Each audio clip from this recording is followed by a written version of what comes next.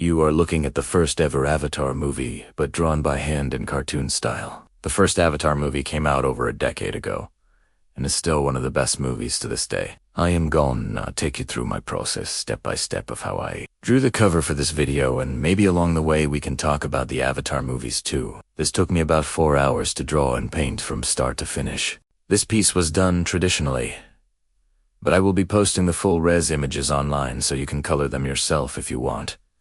If you do, please tag me so I can see your artwork. Also, there's no right or wrong way to do this. You could do it digitally, you could do it traditionally, however you want. Just have fun with it. So normally when I sit down to draw something, I usually have some sort of sketch or some sort of drawing to get me started. But I want to really push myself with this one. So I am just jump right into painting the background. The background of this scene is one of the most iconic scenes in the movie. It's hard not to recognize that floating Hallelujah Mountain with all those bioluminescent plants everywhere. I love the colors in this scene.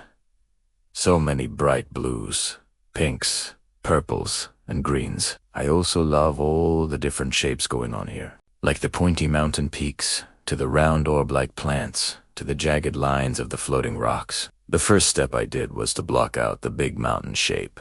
Then I added some smaller mountains in the background just to give more depth to the background. And then I added some basic shapes of some of the plants. After that I started to fill in some of the details on the main mountain, and then I started to add in some of the other elements like the floating rocks and more plants. As I was doing this, I kept looking back at screenshots from the movie to make sure I got everything accurate. It's amazing how many details are in this shot.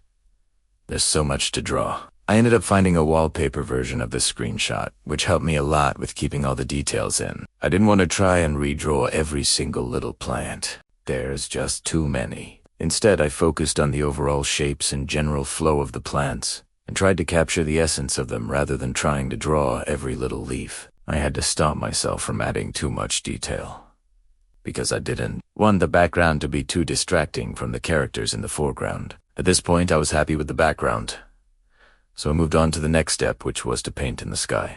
The sky in this movie is just amazing. There's so much life and movement to it.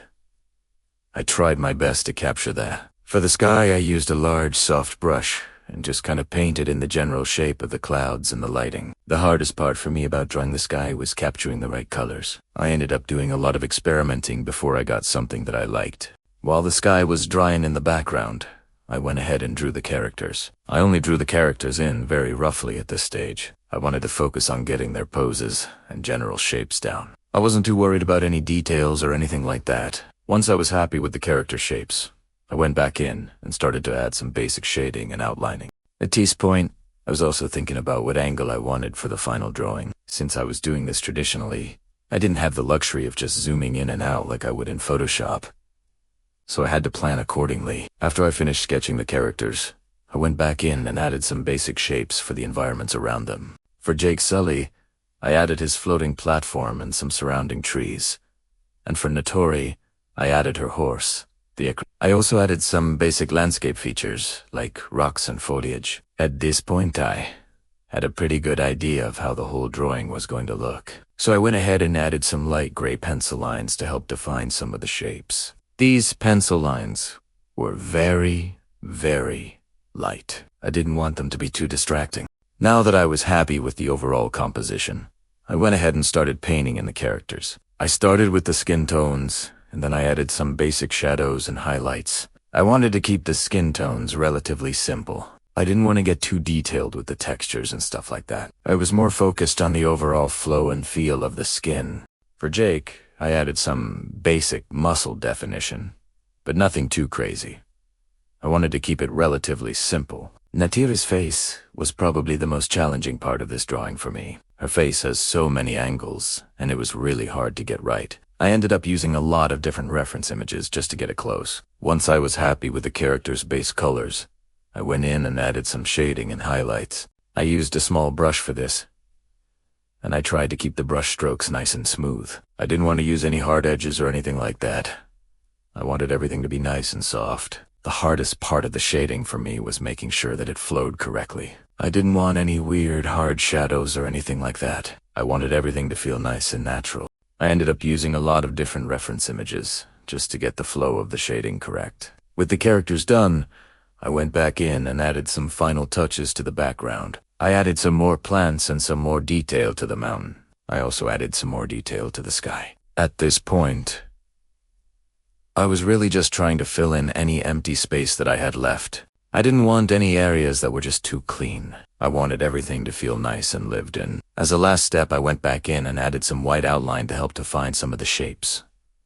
This was very, very subtle. I didn't want it to be too distracting. I just wanted it to help define some of the important areas. Once I was happy with the line work, I went back in and added some more shading and highlights. This was mostly just to bring attention to certain areas. I also added some more detail to the eyes and the hair, and that was it. After a total of 4 hours, I finished my drawing of the first Avatar movie. Overall, I am very happy with how this turned out. I think I was able to capture the essence of the movie and the characters. I also think I was able to create a unique piece that is both visually appealing and also pays homage to the original artwork. But now I want to hear from you. What do you think? Is this a good representation of the first Avatar movie? Which character do you like more? Jake or Neytiri? Let me know in the comments below. If you enjoyed this video, please leave a like and consider subscribing. I post new tutorials every week. Thank you so much for watching, and I'll see you next time.